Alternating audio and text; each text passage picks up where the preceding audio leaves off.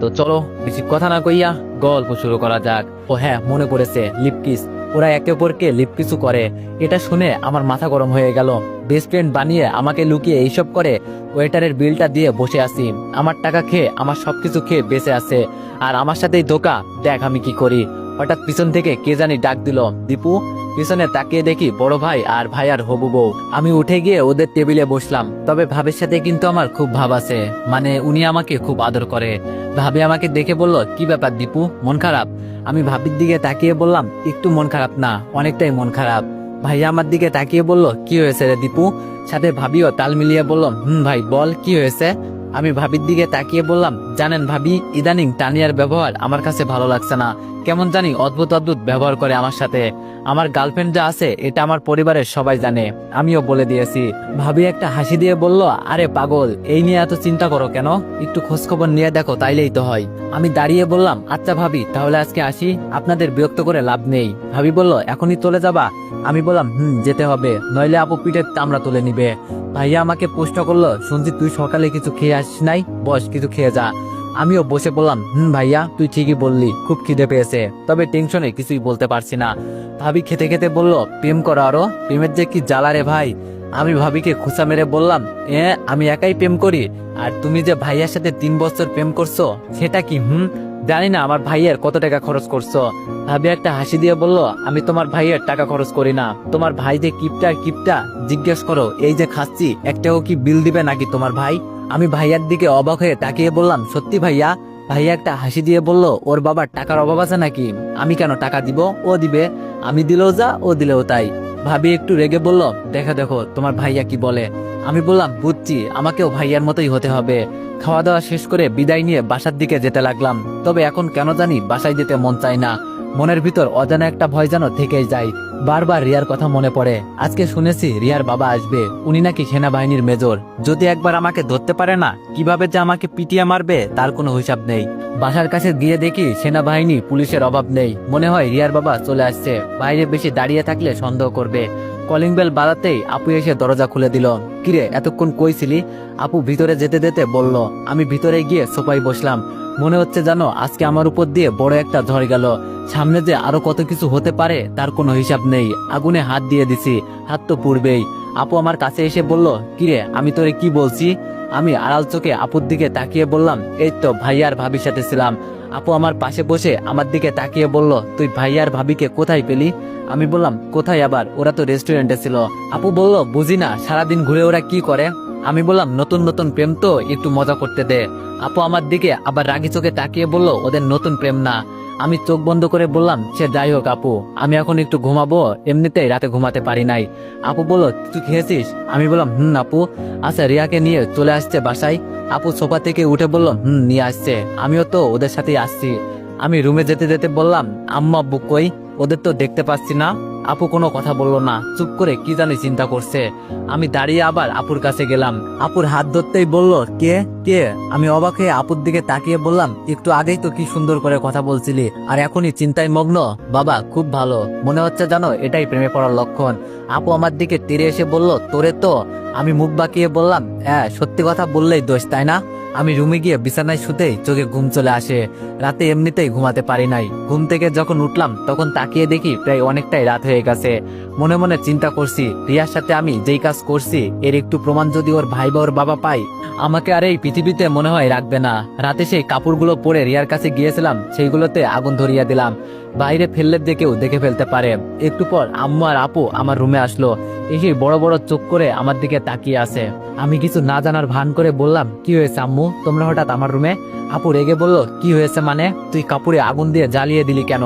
আমি বললাম, ইস আপু বলিস না, যেই মশা, তাই মশার হাত থেকে বাঁচার জন্য এইসব করতে হয়েছে। আম্মু আমার কাছে এসে আমার মাথায় হাত দিয়ে বলল, পাগল টাগল হয়ে গেলি নাকি? হঠাৎ এইসব কি আজে বাজে কাজ করা শুরু করলি? আমি বললাম, আমার মাথা গরম করিও না, তোমাদের এত কথা আমি শুনতে পারবো না। আপু আমার দিকে চোখ রাঙিয়ে চলে গেল। পিছন পিছন আম্মু চলে গেল। যাক বাবা, বাঁচা গেল। আজ 2 দিন হলো ঘর থেকে এত বাইর হই না। যা একটু বের হয়েছি অল্প অল্প, যাতে কেউ সন্দেহ করতে না পারে। আজকে রিয়াদের বাসায় যাব, ওকে একটু দেখে আসি, না হলে ও আবার আমাকে বলবে আপনি খুব স্বার্থপর, আমাকে একদিনও দেখতে আসেননি। আর ওরাও যাতে আমাকে সন্দেহ না করতে পারে এজন্য এই কাজ। রুম থেকে বের হয়ে রিয়াদের দরজার সামনে গিয়ে দাঁড়ালাম, তবে পরিবেশটা হঠাৎ করে এতটা নীরব হয়ে গেল কেন, কিছুই মাথায় ঢুকছে না। ওরা আবার নতুন করে কোনো প্ল্যান করছে না তো?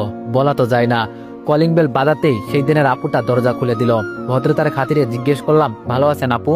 মেয়েটি বলল, এই তো ভালো আছি, তুমি মিতুর ভাই না? আমি বললাম, জি আপু, আমি মিতুর ভাই। মেয়েটি বলল, রিয়াকে দেখতে এসেছো তাই তো? আমি বললাম, জি। রিয়া এখন কেমন আছে আপু? উনি একটা হাসি দিয়ে বলল, যাও নিজের চোখেই দেখে আসো গিয়ে। আমি মাথাটা নিচু করে বললাম, আপু আপনাকে তো, আমাকে আর কিছু বলতে না দিয়ে বলল, আমাকে চিনতে পারছো না তাই তো? আমি বললাম, আপু। মেয়েটি বলল, রাসেলের সাথে তো তোমার পরিচয় হয়েছে। আমি বললাম, হয়েছে, হাসপাতালে। আপনি কি রাসেল ভাইয়ের বউ নাকি? ভাবি একটু লজ্জা পেয়ে বলল, আমি বললাম, সরি ভাবি, আপনাকে চিনতে পারি নাই। ভাবি বলল, আরে তুমি কি আমার পরিচয় জানো যে চিনবে? আচ্ছা যাও ভিতরে রিয়ার সাথে দেখা করে আসো। আমি আর কোনো কথা বললাম না, আমি জানি রিয়ার রুমটা উপরে। তাও পিছন ফিরে ভাবিকে জিজ্ঞেস করলাম, ভাবি রিয়ার রুমটা কোন দিকে? এটা জিজ্ঞেস না করলে যদি আমাকে সন্দেহ করে। এখন সবকিছুতেই জানো মনের ভিতরে একটা ভয় জমে গেছে। ভাবি আমার দিকে তাকিয়ে বলল, আগে বলে একবার ভাবি আরেকবার আপু, এটা কি? আমি একটা হাসি দিয়ে বললাম, আপু এজন্য বলছি আমি তখন আপনাকে চিনি নাই, এখন তো চিনতে পারছি আপনি রাসেল ভাইয়ের বউ। তাই ভাবি। উনি আমার কথার উত্তর শুনে হাসতে লাগলো। হেসে হেসে বলল, ভাই তুমি তো দেখি খুব যুক্তি দিয়ে কথা বলতে পারো। রিয়ার রুম উপরে, যাও। আমি একটা হাসি দিয়ে সিঁড়ি দিয়ে উপরে উঠতে লাগলাম। আরে এ তো রিয়ার মা নিচে নামছে। আমাকে দেখে বলল, যাও রিয়া উপরে আছে। আমি আন্টির কথা শুনে একটা হাসি দিলাম। কি ব্যাপার, এ বাসায় সবাই আমাকে চিনে ফেললো নাকি? সবাই আমাকে আমন্ত্রণ জানাচ্ছে রিয়াকে দেখার। কোনো কিছু আবার টের পেয়ে গেল না তো? দূর, এসব কিছু না। আগের মতো আর ভুল করলাম না। দরজায় দাঁড়িয়ে ভিতরে উকি দিয়ে দেখি সেই দিন রাতের মতোই রিয়া টেবিলে বসে বসে কি জানি লেখার চেষ্টা করছে। আমি দরজায় টুকা দিয়ে বললাম, রিয়া ম্যাম, আমি কি ভিতরে আসতে পারি? রিয়া আমার কথা শুনে আমার দিকে মুখ ফিরিয়ে বলল, দীপু ভাইয়া নাকি? আমি বললাম, আমি। রিয়া টেবিল ছেড়ে দাঁড়িয়ে বলল, বাইরে কেন দাঁড়িয়ে আছেন, ভিতরে আসেন। আমি রিয়ার কথা শুনে বিছানায় বসলাম, আর রিয়া বিছানার উপর শুয়ে পড়লো একটা বালিশ নিয়ে। আমি রিয়ার মুখের দিকে তাকিয়ে বললাম, কি ব্যাপার রিয়া, এত খুশি খুশি লাগছে কেন আজকে তোমাকে? রিয়া বলল, না ভাইয়া এমনি, তবে মনটা আজকে একটু হালকা হয়েছে। আমি একটু রেগে বললাম, আমি তোমার উপর খুব রাগ করেছি রিয়া। রিয়া একটু অবাক হয়ে বলল, কেন ভাইয়া? আমি বললাম, আবার ভাইয়া বলছো? যাও, তোমার সাথে কোনো কথাই বলবো না।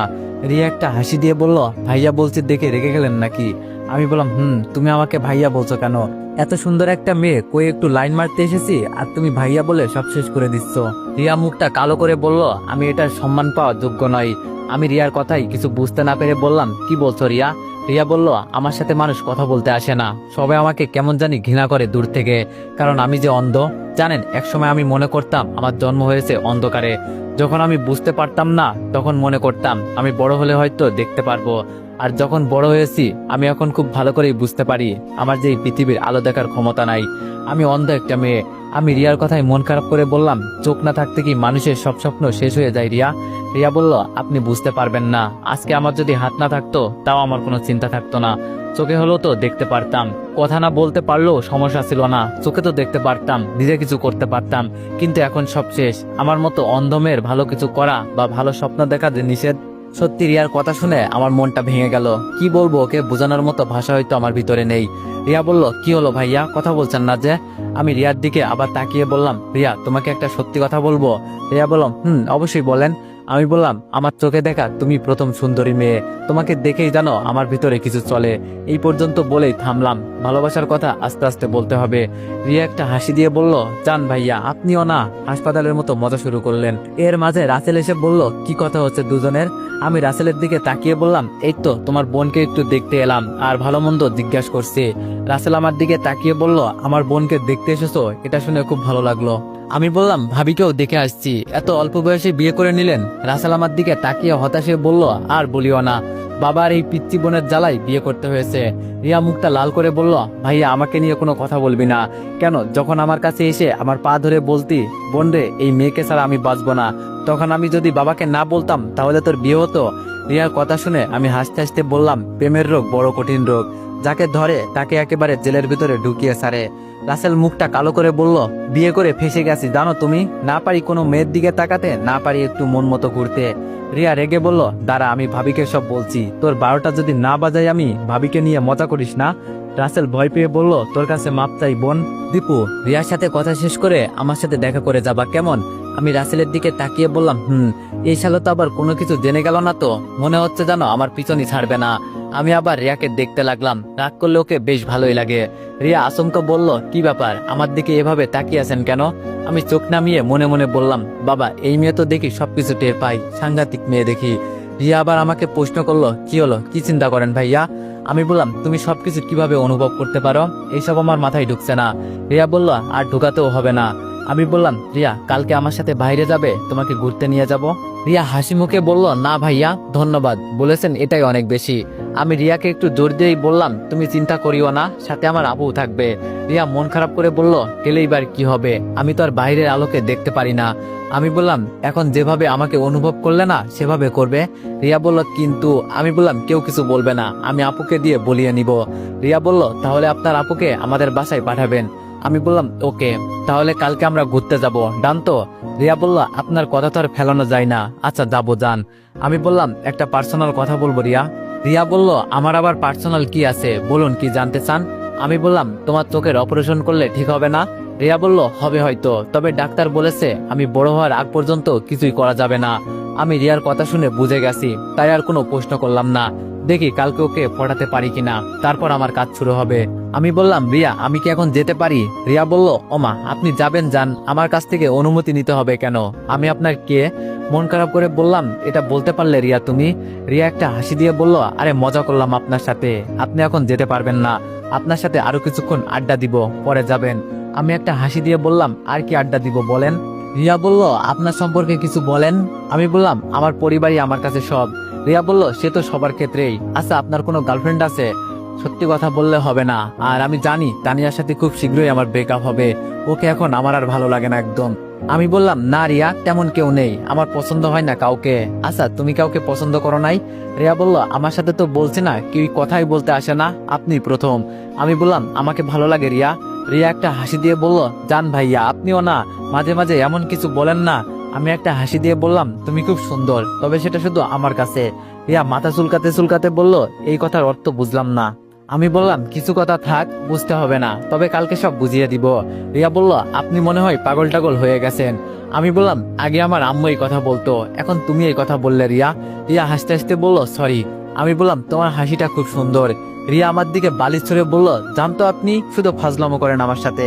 আমি আর কিছু বললাম না, যেতে যেতে বললাম, রিয়া নিজের খেয়াল রাখবে। রিয়া পিছন থেকে বলল, আপনারা তো চিন্তা করতে হবে না আমার জন্য।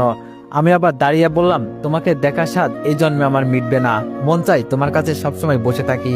রিয়া মুখে বালিশ গুজে বলল, এই ছেলে তুমি যাবে এখান থেকে, শুধু উল্টো পাল্টা কথা বলো, তোর ভাল লাগে না। আমি রিয়ার কথা শুনে হাসতে লাগলাম। এর মাঝে ভাবি এসে বলল, কি ব্যাপার, দুজনের মাঝে তো দেখি খুব ভাব জমে উঠেছে। আমি একটু লজ্জা পেয়ে বললাম, তোর ভাবি কি যে বলেন আপনি, ধরা খেয়ে গেছি, কেন যে এইসব বলতে গেলাম। ভাবি আমার দিকে তাকিয়ে হাসতে হাসতে বলল, এখন চলো আমার সাথে। আমি ভাবির দিকে তাকিয়ে বললাম, কোথায় ভাবি? ভাবি বলল, তোমার ভাইয়া তোমাকে ডাকছে। সব খুশি মন থেকে উধাও হয়ে গেল। এই রে এখন বুঝি গেলাম, ভাবছিলাম রাসেলের সাথে দেখা না করেই চলে যাব, ভাবি তো আমাকে আরো ফাঁসিয়ে দিল এখন। ভাবি বলল, কি হলো সাহেব, চলেন নাকি রিয়ার সাথে আরো কথা বলবেন? আমি বোকা বোকা সুরে বললাম, ভাবি আপনি কি যে বলেন না, যান। আমি ভাবির পিছু পিছু যেতে লাগলাম। ভিতরে গিয়ে দেখি রাসেল ফোনে কথা বলায় ব্যস্ত।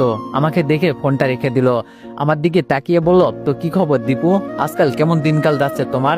আমি ভিতরে ঢুকতে ঢুকতে বললাম, এই তো আলহামদুলিল্লাহ ভালো, তোমার? রাসেল বলল, কোন রকম। আচ্ছা 2 দিন ধরে তোমার কোনো খোঁজ খবরই পেলাম না, কই ছিলে? আমি রাসেলকে কিছু বুঝতে না দিয়ে বললাম, এই তো ভাই একটু অসুস্থ ছিলাম, তাই বাসা থেকে অল্প বের হয়েছি। রাসেল আমার কাছে এসে বলল, আমাকে ভাই বলতে হবে না। আমি বললাম, হুম। রাসেল রুমের মাঝে হাঁটতে হাঁটতে বলল, জানো দীপু, সেই দিন সিসিটিভি ক্যামেরায় খুনিকে দেখতে পেরেছি। এটা শুনে তো আমার হাত পা কাঁপা শুরু করলো। শেষমেশ বুঝি ধরা পড়ে গেলাম, কিন্তু সিসিটিভি ক্যামেরা কোথা থেকে এলো, মাথায় কিছুই কাজ করছে না। কাঁপা কাঁপা সুরে ভাবির দিকে তাকিয়ে বললাম, ভাবি 1 গ্লাস পানি হবে? ভাবি আমার দিকে তাকিয়ে বলল, বসো তুমি, আমি আনছি। রাসেল এই পর্যন্ত বলে থামলো, আর কিছু বললো না। একটু টেনশন নিয়ে এই রুমের মাঝে হাঁটাহাঁটি করছে। আর আমার তো ভয়ে একেবারে যাই অবস্থা। কোনো রকম এখান থেকে যেতে পারলেই হলো। প্রতিদিন নানা অজুহাত দিয়ে বেঁচে গেছি, তবে আমাকে আর আমার রক্ষা নেই। ভাবির হাত থেকে পানির গ্লাসটা নিয়ে খেয়ে ফেললাম, তাও মনের ভিতরে ভয় কাটলো না। ভাবি গ্লাসটা নিয়ে বলল, আরো লাগবে ভাই? আমি ভাবির দিকে তাকিয়ে বললাম, না ভাবি, আর লাগবে না। রাসেল মন খারাপ করে বলল, জানো দীপু, অপরাধীকে শুধু বের হওয়ার সময় দেখা গেছে, তবে দুঃখের বিষয় ওর মুখ দেখা যায় নাই। শুধু বাসা থেকে নিচে নামছে এই পর্যন্তই দেখা গেছে, আর সবকিছু অন্ধকার। খুব চেষ্টা করছি ওকে দেখার, কিন্তু পারলাম না। রাসেলের কথা শুনে মনের ভিতরে একটু সাহস এলো। যাক বাবা, বাঁচা গেল। এর সামনে আর পড়া যাবে না, শালা খুব চালাক। আমি ভয় কাটিয়ে রাসেলের দিকে তাকিয়ে বললাম, তার মানে অপরাধীকে আমরা ধরতে পারবো না? আমি তো মনে মনে অনেক খুশি হয়েছি, যা বলার বাইরে। রাসেল চোখ বন্ধ করে বলল, হয়তো পারবো না। অপরাধী খুব চালাক, কোনো প্রমাণ রেখে যায়নি, তবে আমি ওকে ছাড়বো না। যত সময় লাগে লাগুক, আমি ওকে খুঁজে বের করবই। আমি জানতাম এই শালা কখনো পিছু পা হবে না, তবে এই সময়ের ভিতরে আমি সবকিছু বুঝে নিব। তুই ধরার আগে আমি তো সব রিয়াকে বলে দিব, দেখি সামনে কি হয়। ভাবি রাসেলের কাছে গিয়ে হাত ধরে বলল, এই এত চিন্তা করছো কেন? যা হয়েছে সব ভুলে যাও। আমি এবার ভাবের সাথে তাল মিলিয়ে বললাম, রাসেল ভাই, রিয়া এখন এইসব আর চিন্তা করে না। ওর সামনে একদম এইসব বলবেন না। যত পারেন ওকে খুশি রাখার চেষ্টা করবেন। রাসেল মন খারাপ করে বলল, ও আমার ছোট বোন হয়, আর আমি ওকে কিভাবে ছেড়ে দেই? আমি বললাম, আপনি মনে মনে ওকে খুঁজবেন, যাতে কেউ বুঝতে না পারে আপনি অপরাধীকে খুঁজছেন। তাহলে আমার মনে হয় অপরাধীকে ধরতে পারবেন। ভাবি আমার দিকে তাকিয়ে বলল, তুমি ঠিকই বলেছো। তবে একটা কথা কি জানো রাসেল, তোমার বোনের সাথে আজকাল ওর খুব ভাব জমে গেছে। ভাবি আমাকে দেখিয়ে বলল। রাসেল হাসতে হাসতে আমার দিকে তাকিয়ে বলল, তাই নাকি দীপু? আমি একটু লজ্জা পেয়ে বললাম, তেমন কিছু না। আসলে আমার কাছে মনে হয় রিয়া একটা ঘোরের মাঝে আছে। সবসময় রিয়া কেমন যেন মন খারাপ করে থাকে, তাই আমি যতটুকু পারি খুশি করার চেষ্টা করি রিয়াকে। রাসেল বলল, তুমি খুব ভালো করেছো। এটা শুনে বেশ ভালোই লাগলো। আমি বললাম, তবে ওকে সবসময় খুশি রাখার চেষ্টা করবেন, তাহলে দেখবেন রিয়া আগের সবকিছু ভুলে গেছে। ভাবি আমার কাছে এসে আমার দিকে তাকিয়ে বলল, এই ছেলের মাথায় তো খুব বুদ্ধি দেখি। আমি ভাবির চোখের দিকে তাকিয়ে বললাম, আপনি কিন্তু খুব সুন্দর ভাবি। আপনার মতো একটা বউ পেলে আমার জীবন ধন্য হতো। ভাবি হুট করে আমার কাছ থেকে দূরে চলে গেল। রাসেল আমার কাছে এসে বলল, খুব তো মেয়ে পটাতে পারো দেখি। আমিও মজা করে বললাম, আরে মিয়া, তুমি শুধু 1 ঘন্টার জন্য বাইরে যাও, তোমার বউকে পটিয়ে নিব এর ভিতরে। ভাবি আমার কথা শুনে হাসতে হাসতে বলল, ভাই তুই একটা জিনিসই। রাসেল ওর বউয়ের একটা হাত জড়িয়ে ধরে বলল, ভাই এমন করিস না, আমার একটা মাত্রই বউ। আমি এবার রাসেলের দিকে তাকিয়ে বললাম, ভাবি হলো বড় বোনের সমান। আমি আমার বড় বোনকে যতটা সম্মান করি, তোমার বউকেও ততটা সম্মান করি। তো কোনো চিন্তা করতে হবে না। রাসেল চোখ বড় বড় করে আমার দিকে তাকিয়ে বলল, সত্যি ভাই, তুই অনেক ভালো, তোর কোনো তুলনা হয় না। আমি বললাম, আচ্ছা আমি তাহলে যাই, আর রিয়ার খেয়াল রাখবেন। রাসেল আমাকে আশ্বাস দিয়ে বলল, তোমার কোনো চিন্তা করতে হবে না, তবে খুব শীঘ্রই একটা খুশির খবর পাবা। আমি অবাক হয়ে বললাম, কি সেটা ভাই? রাসেল বলল, এত পাগল হইও না, তবে এই বাসায় কোনো একটা অনুষ্ঠান হতে চলেছে, সবার আগে তুমি দাওয়াত পাবে। আমি মাথা চুলকাতে চুলকাতে বললাম, কি জানি ভাই, তুমি মনে মনে কি চিন্তা করো। আচ্ছা সে যাই হোক, ভাবি আপনি একটু সাইডে আসেন, আপনার সাথে কিছু কথা আছে। রাসেল আমার চোখের দিকে তাকিয়ে বলল, কি ব্যাপার দীপু, তোমার তো মিয়া নজর ভালো না? আমি মজা করে বললাম, নজর রাখো মিয়া, আজকে তোমার বউকে নিয়ে হানিমুনে যাব, তুমি মুখে আঙুল চুষতে থাকো। ভাবি হাসতে হাসতে আমার কাছে আসলো। রুম থেকে বের হয়ে ভাবিকে বললাম, ভাবি একটা কাজ করে দিতে হবে। ভাবি হাসছে আর বলছে, রিয়াকে প্রপোজ করবে নাকি, এজন্য হেল্প করতে হবে। আমি মাথাটা নিচু করে বললাম, জান ভাবি, আপনিও না কি যে বলেন না মাঝে মাঝে। ভাবি আমার কথা শুনে হাসতে লাগলো। আমি আবার প্রশ্ন করলাম, ভাবি কালকে আমি রিয়াকে নিয়ে ঘুরতে যেতে চাই। ভাবি চোখ বড় করে আমার দিকে তাকিয়ে বলল, কি? আমি তাড়াতাড়ি বললাম, এত অবাক আর কি আছে, আমার সাথে আমার বড় বোনও যাবে। ভাবি বলল, ও তাই বলো। আমি তো ভাবছিলাম। আমি ভাবিকে থামিয়ে বললাম, থাক আর বলতে হবে না, আপনার মনে যে কি চলছে আমি খুব ভালো করেই বুঝতে পারছি। ভাবি একটা হাসি দিয়ে বলল, সরি। আমি বললাম, কালকে রিয়াকে বাসা থেকে বের হতে যেন কেউ বাধা না দেয়, আর আমি আপুকে পাঠাবো ওকে নেওয়ার জন্য। ভাবি বলল, আরে যাও, তোমার কোনো চিন্তা করতে হবে না, সব হয়ে যাবে। আমি বললাম, আচ্ছা ভাবি, আমি তাহলে গেলাম। সিঁড়ি দিয়ে নিচে নেমে দেখি আন্টি বসে টিভি দেখছে।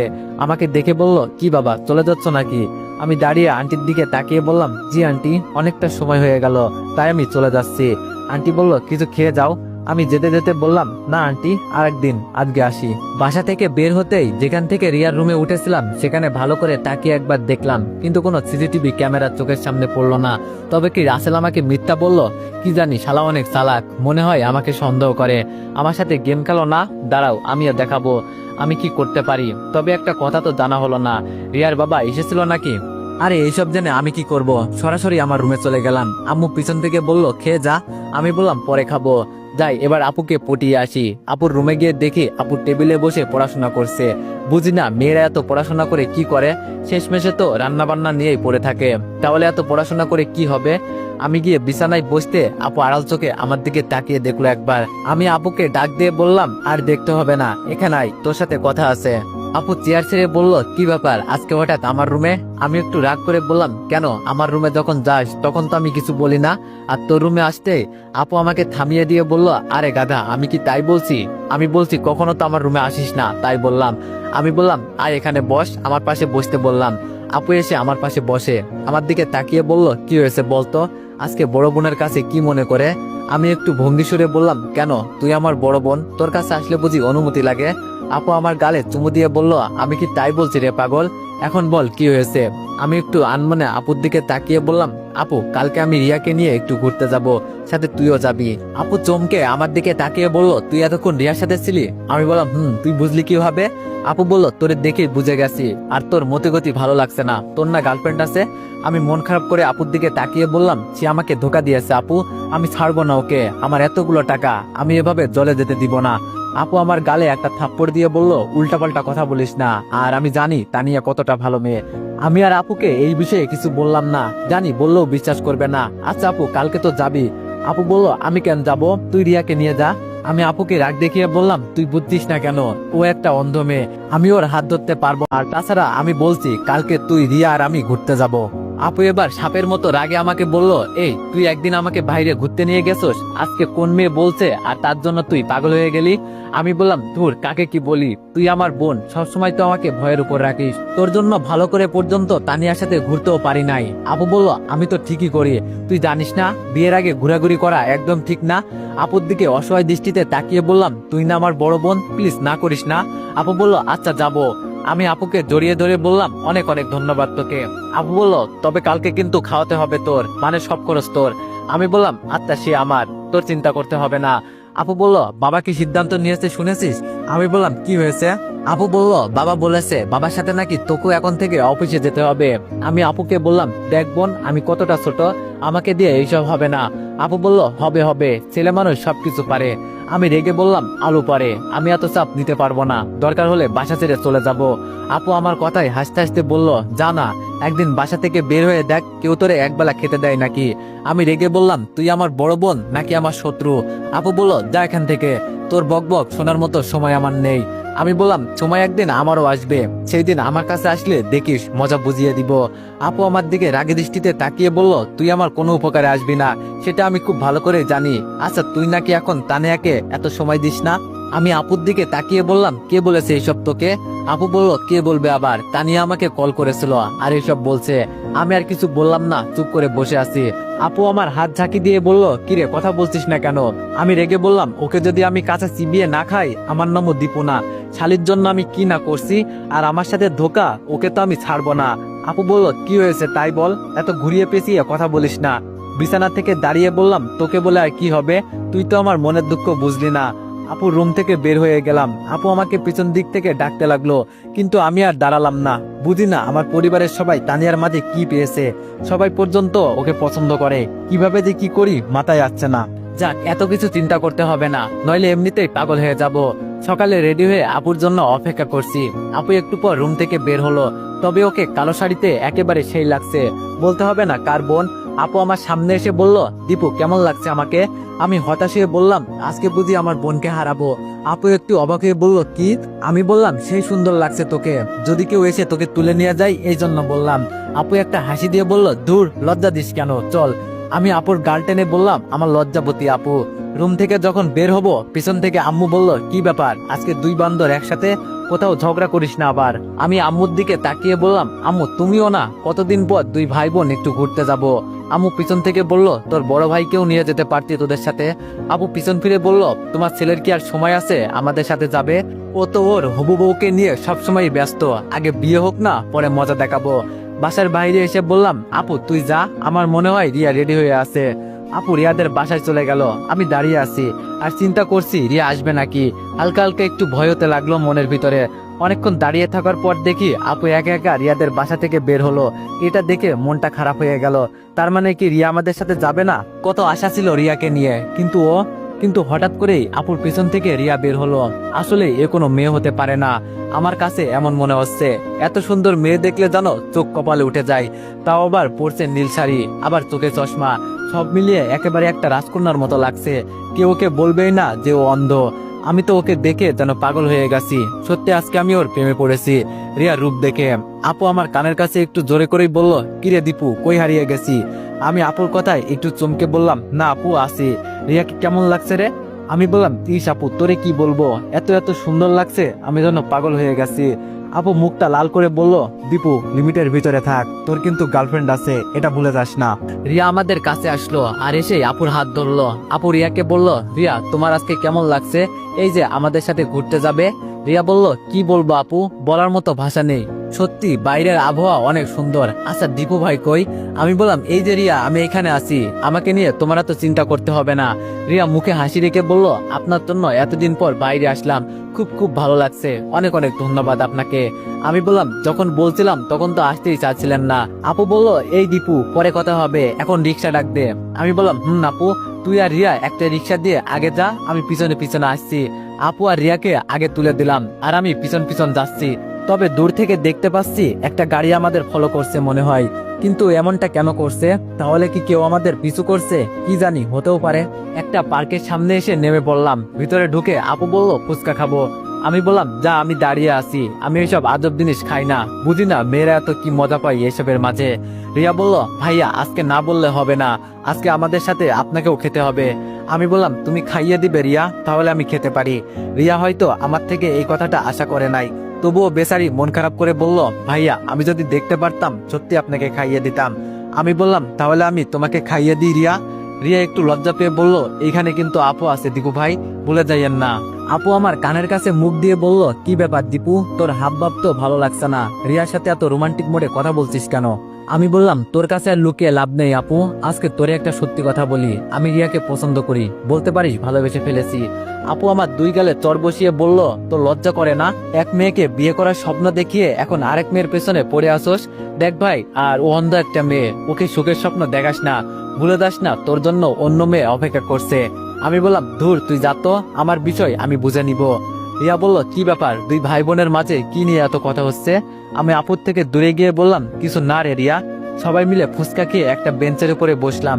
এর মাঝে আপু বলে উঠলো, চারিদিকের আবহাওয়া কিন্তু সেই না দীপু। আমি বললাম, আপু, তবে রিয়া তোমার কেমন লাগছে? রিয়া বলল, এই তো অনেকটাই ভালো ফিল করছি, অনেকদিন পর বাইরে বের হলাম। আমাদের পরিবারের সবাই খুব নিজেদের কাজ নিয়ে ব্যস্ত থাকে, সবাই সবার মতো সময় পার করে, তাই বাসা থেকে কখনো বের হই নাই, তবে আজকে আপনাদের সাথে বের হয়েছি, খুব ভালো লাগছে। আমি হেসে বললাম, তুমি যদি চাও প্রতিদিন আমি তোমাকে এমন জায়গায় নিয়ে আসবো। আপু বলল, আমি এখানে আছি, তোর খেয়াল আছে? আমি আস্তে করে বললাম, আপু তুই একটু দূর থেকে ঘুরে আয়, আমি একটু একান্ত রিয়ার সাথে কথা বলি। আপু বলল, এটা হতে দেওয়া যাবে না, দেখ তুই আমার ছোট ভাই, সে হিসাবে বলছি, রিয়ার স্বপ্ন এমনিতেই ভেঙে গেছে, আর ওকে মিথ্যা স্বপ্ন দেখাস না প্লিজ ভাই, এসব পাগলামো বন্ধ কর, তানিয়া যদি জানতে পারে না। আমি বললাম, তুই যাবি, খালি তানিয়া তানিয়া করিস, তানিয়ার চরিত্র সম্পর্কে যদি জানতি তাহলে আজকে আর এই কথা বলতি না। আপু রেগে বলল, যা মন চাই কর, আমি যাচ্ছি, পরে যদি বিপদে পড়ে আমাকে ডাকিস না, দেখিস কি করি। এই বলে আপু উঠে চলে গেল। রিয়া বলল, দিবু ভাইয়া আপু কই যাচ্ছে? আমি বললাম, এই তো একটু অন্য পাশে ঘুরতে যাচ্ছে। রিয়া বলল, কিন্তু আমরা একা এটা? আমি বললাম, ও তুমি আমাকে বিশ্বাস করতে পারছো না তাই তো, থাক আপুকে ডাকছি। রিয়া একটু রেগে বলল, আমি আপনাকে এই কথা বলেছি কখনো? তবে আপু আমাদের রেখে কই যাচ্ছে তাই জিজ্ঞেস করলাম আর কি। আমি বললাম, চিন্তা করিও না, একটু পর এসে যাবে আপু, হয়তো আশেপাশে কোথাও যাবে। রিয়া বলল, কিছু মনে না করলে একটা কথা বলবো ভাইয়া। আমি বললাম, অবশ্যই বলো রিয়া। রিয়া বলল, আপুর কি বয়ফ্রেন্ড আছে? আমি বললাম, আরে না, কি যে বলো না তুমি, আসলে আমার আপু খুব ভালো, বলে এইসব আদব জিনিস আমি রাখি না। রিয়া বলল, ঠিকই তো বলেছে আপু, আসলে এইসব মানে হয়তো প্যারা। আমি বললাম, রিয়া। রিয়া বলল, ভাইয়া বলেন। আমি বললাম, একটু পর পর তুমি আমাকে ভাইয়া বলো, আমার ভালো লাগে না, আর একবার যদি বলো আমি এখান থেকে চলে যাব। রিয়া বলল, কিন্তু আপনি তো আমার থেকে অনেক বড়, আপনাকে ভাইয়া বলবো না তো কি বলবো? আমি বললাম, তুমি আমাকে আমার নাম ধরে ডাকতে পারো, আমি কিছু মনে করব না। রিয়া বলল, কিন্তু? আমি বললাম, কোনো কিন্তু নয়, এখন তোমাকে আমি যেটা বলতে চেয়েছি সেটা শোনো। রিয়া খুব আগ্রহ নিয়ে বলল, বলেন। আমি তো সেই কখন থেকে শোনার জন্যই অপেক্ষা করছি। আমি বললাম, রিয়া তোমাকে আজকে একেবারে খুব সুন্দর লাগছে, জানো তুমি একেবারে পরীর মতো। রিয়া বলল, এমনিতেই সুন্দর হলে কি হবে, আমি তো অন্ধ, কেউ যদি এটা জানতে পারে আমার কাছেই আসবে না, কথা বলবে তো দূরের কথা। আমি বললাম, আমি তো জানি তুমি অন্ধ, তো আমি কি চলে যাচ্ছি তোমাকে ছেড়ে? রিয়া বলল, আপনার হিসাব আলাদা, আপনি আমাদের পাশের বাসায় থাকেন, বলতে পারি আমাদের প্রতিবেশী আপনি, সেই হিসাবে হয়তো আমার সাথে কথা বলেন। আমি একটু রেগে বললাম, দিব একটা সর, তুমি আমার কাছে স্পেশাল, ওই বলতে পারো মানুষের জীবনে নাকি প্রিয়জন আসে, সেটাই তুমি আমার কাছে। রিয়া কিছু বুঝতে না পেরে বলল, বুঝলাম না ভাইয়া, কি বলছেন? আমি বললাম, আবার ভাইয়া? রিয়া বলল, আচ্ছা সরি দীপু। আমি বললাম, এবার ঠিক আছে। রিয়া বলল, বলেন কি বলতে চান? আমি বললাম, আমি তোমাকে পছন্দ করি, সরাসরি বললাম। রিয়া বলল, সে তো করতেই পারেন ছোট বোন হিসাবে। আমি বললাম, আরে না, এই পছন্দ আর ওই পছন্দ অন্য হিসাব, আমি তোমাকে মন থেকে প্রথম দেখাই ভালোবেসে ফেলেছি বলতে পারো। এটা শুনে রিয়া মাথা নিচু করে ফেললো, কোনো কথা বলছে না, চুপ করে বসে আছে। আমি রিয়ার দিকে তাকিয়ে বললাম, রিয়া কথা বলো না কেন, আমি কি কোনো ভুল কিছু বলে ফেলেছি? তাও রিয়া কোনো কথা বলছে না, চুপ করে বসে আছে। আমি বললাম, রিয়া আমার সাথে কথা বলবে না? আমার মনে যা চলছে আমি তোমাকে তাই বলে দিয়েছি, এখন বলো আমি কি কোনো অপরাধ করে ফেলেছি? ভালোবাসার কথা বলা কি অপরাধ? রিয়ার চোখ দিয়ে পানি পড়ছে, কোনো কথা বলছে না, শুধু কান্না করছে। আমি এটা দেখে ভয় পেয়ে গেলাম, ভয়ে ভয়ে বললাম, রিয়া প্লিজ কান্না করিও না, আশেপাশে অনেক মানুষ তাকিয়ে আছে, যদি আমি কিছু ভুল বলে ফেলি আমাকে মাফ করে দাও, তাও এমন করিও না, আমার মনে যা চলছিল আমি তাই বলছি, তুমি যদি এমন করো না তাহলে। রিয়া চোখের পানি মুছে বলল, আপনি আমার সাথে এমন করছেন কেন? আমার মতো কত মেয়ে আশেপাশে হয়তো আছে, কত সুন্দর সুন্দর মেয়ে, আর আমার সাথে এইসব কথা বলে সময় নষ্ট করছেন কেন? আমি বললাম, কই সময় নষ্ট করছি, যাকে মন থেকে পছন্দ করি তাকে সময় দেওয়ার কি কোনো ভুল বলো তুমি? রিয়া বলল, আপনাকে একটা বিষয় বুঝিয়ে বলি, আমি কখনো এইসব সুখের স্বপ্ন দেখি না, কারণ আমি অন্ধ, না পারবো বিয়ের পর স্বামীকে রান্না করে খাওয়াতে, না পারবো নিজের সন্তানের খেয়াল রাখতে, তাই নিজের সব স্বপ্ন মেরে একা থাকা শিখে গেছি, প্লিজ এইসব আর বলবেন না ভাইয়া। আমি মন খারাপ করে বললাম, আমি তোমাকে নিয়ে কত স্বপ্ন দেখি রিয়া, আর তুমি আমাকে এইভাবে ফিরিয়ে দিবে? আমার কিছুই লাগবে না, তোমার আমাকে রান্না করে খাওয়াতে হবে না, কিছু করতে হবে না, শুধু আমার পাশে থাকবে তাহলেই হবে। রিয়া বলল, এসব না বললে খুশি হব ভাইয়া, আমার এসব পছন্দ নয়। আমি বললাম, আমি কি কোনো ভুল করেছি রিয়া? আমি তো তোমাকে নিয়ে সুখের স্বপ্ন দেখতে চেয়েছি, অনেক ভালোবেসে ফেলেছি রিয়া তোমাকে, প্লিজ আমাকে তুমি ফিরিয়ে দিও না, দেখবে বিয়ের পর তোমাকে কোনো কিছু করতেই দিব না, আমি সবকিছু করার দায়িত্ব আমার, তুমি শুধু আমার পাশে থাকবে, এই পর্যন্তই, আর কিছু করতে হবে না তোমাকে, আর আমি তোমাকে চিকিৎসা করিয়ে সবকিছু ঠিক করে নিব, আমাকে একটা সুযোগ দাও রিয়া, না করো না। রিয়া বলল, একটা কথা বলবো আপনাকে। আমি বললাম, বলো। রিয়া বলল, এত এত মেয়ে থাকতে এই অন্ধ মেয়ের কাছে কি পেলেন? আমি বললাম, ভালোবাসা কি কোনো রূপ চেনে পাগলি? ভালোবাসা হয়তো মন থেকে, জানো এই পৃথিবীতে এত এত মেয়ে থাকতে আমি তোমাতেই কেন মগ্ন থাকি?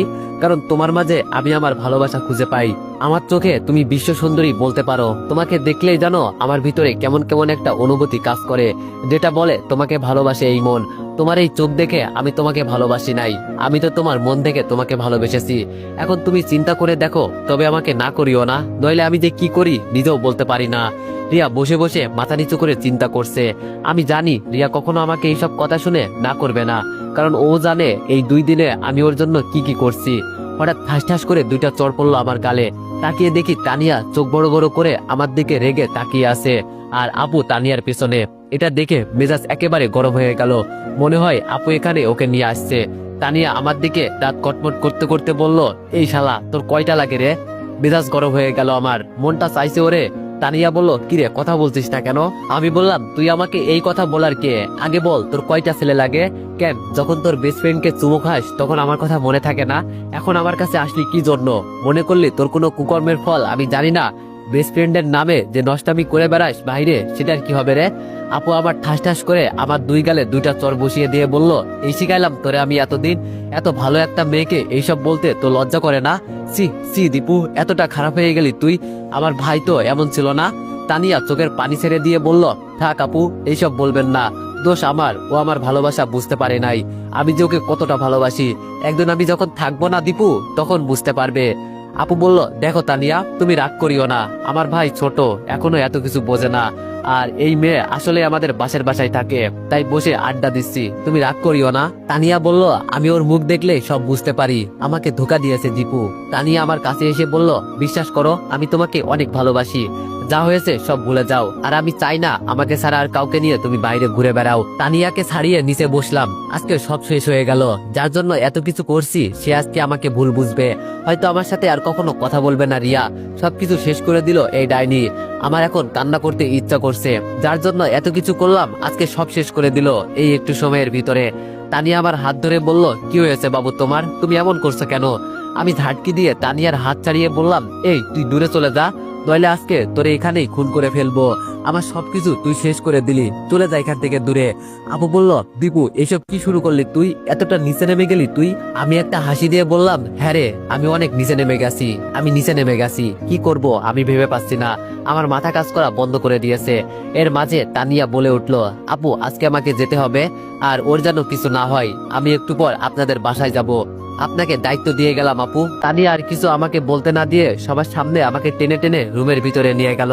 আর আব্বু আমার দিকে আগুনের দৃষ্টিতে তাকিয়ে আছে। আমি জানি আব্বুর এই বিয়েতে মত ছিল না, তিনি একদম তানিয়াকে পছন্দ করতো না, কেন কি কারণে তিনি জানে। তানিয়ার বাবা মা তো বসে বসে মুসকি মুসকি হাসছে। তানিয়া আমাকে ভিতরে নিয়ে গিয়ে দরজা লাগিয়ে দিল। আমি গিয়ে বিছানায় বসে বললাম, আমার সাথে এমন নাটক কেন করছো? তানিয়া আমার কথা হাসি দিয়ে উড়িয়ে দিল, আরো আমাকে উল্টো প্রশ্ন করে বসলো, কেমন দিলাম?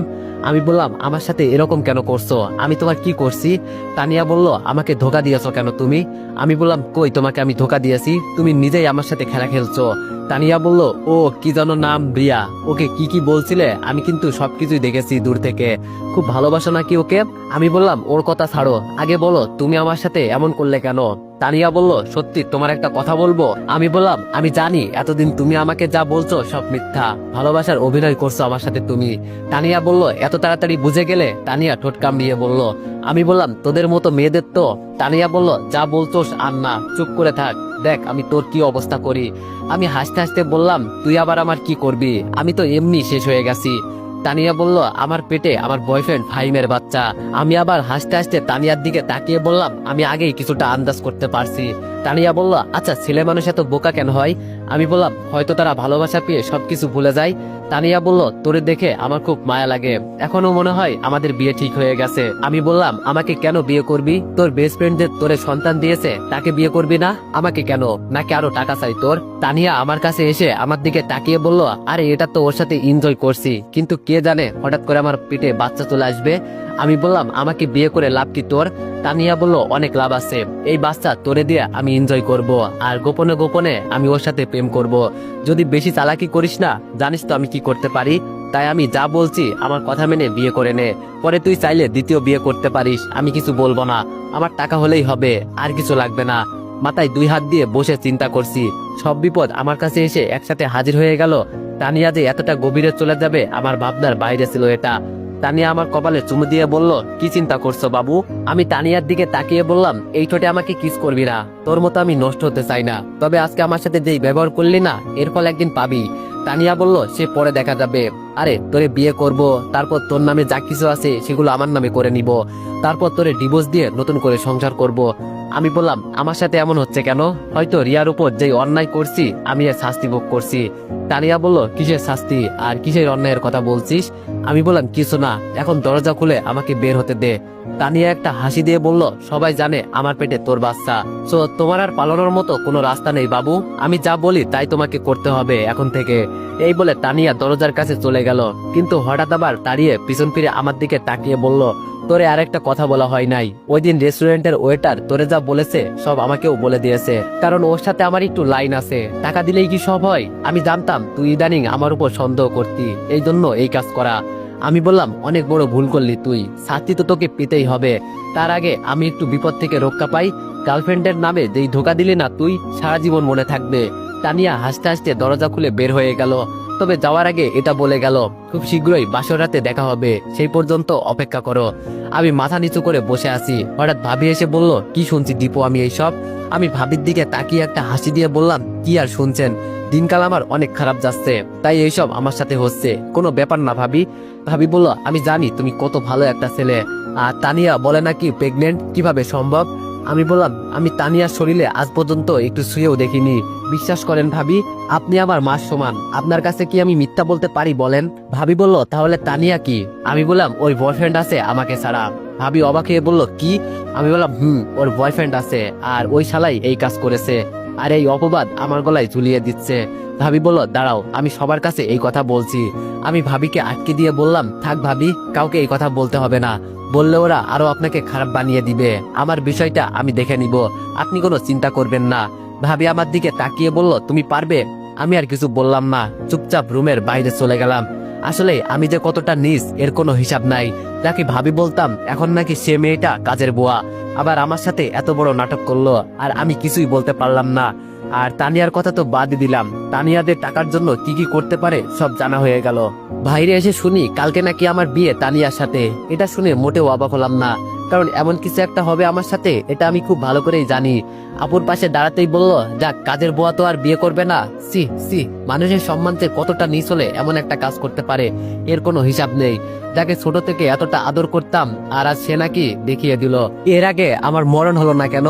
আমি মনে মনে হাসতে লাগলাম। এতটা চাপ কখনো আমার একসাথে পড়ে নাই। এখন কেউই আমার সঙ্গ দিবে না, সবাই আমার বিরুদ্ধে কথা বলবে। না জানি রিয়ার ভাই আমার কি অবস্থা করে। এটা চিন্তা করে আমার কপাল থেকে আপনা আপনি ঘাম পড়ছে। কি করব আমি? সব দরজা বন্ধ সব দিক থেকে, কোথায় যাব? তানিয়া আমার দিকে তাকিয়ে হাসছে আর ইশারা করে কি বলার জন্য চেষ্টা করছে। সবাই বসা থেকে উঠে গেল, আর কালকে আমার বিয়ে, এটা শিওর হলো। গাড়িতে বসে বাবা শুধু এটুকু বলল, ছেলে এখন বড় হয়েছে, যা মন চাই তাই করবে। এখন কি আর মা বাবাকে বলা লাগবে? বিয়েটাও হয়তো ওরা নিজেরাই করে ফেলতে পারতো, আমরা কে? আমি বাবার কথা শুনে মাথা নিচু করে ফেললাম, চোখ দিয়ে এক ফোঁটা পানি পড়লো। ভাবে আমার দিকে তাকিয়ে বলল, তোমার ভাইয়াকে সবকিছু বুঝিয়ে বলবো, তুমি এই নিয়ে কোনো চিন্তা করো না। আমি চোখের পানি মুছে ভাবিকে বললাম, না ভাবি, বলতে হবে না আপনাকে কিছু, কপাল খারাপ আমার। হঠাৎ আচমকা ব্রেক করতে একটা ঝাঁকি খেলাম, বাইরে তাকিয়ে বোঝার চেষ্টা করছি কি হয়েছে। বাবা এভাবে আচমকা ব্রেক করলো কেন? বাইরে তাকিয়ে আমি পুরো অবাক হয়ে গেছি। আজকে বুঝি আমার বাঁচার মতো কোনো রাস্তা থাকলো না। তো এভরিওয়ান, আজকের মতো এতটুকুই, কারণ আমি অনেকটা বেশি অসুস্থ, যার কারণে ভিডিও আর বানাতে পারলাম না। তো যাই হোক, সবাই একটু ক্ষমার দৃষ্টিতে দেখবেন, আর নেক্সট পার্টের জন্য অপেক্ষা করো। ধন্যবাদ।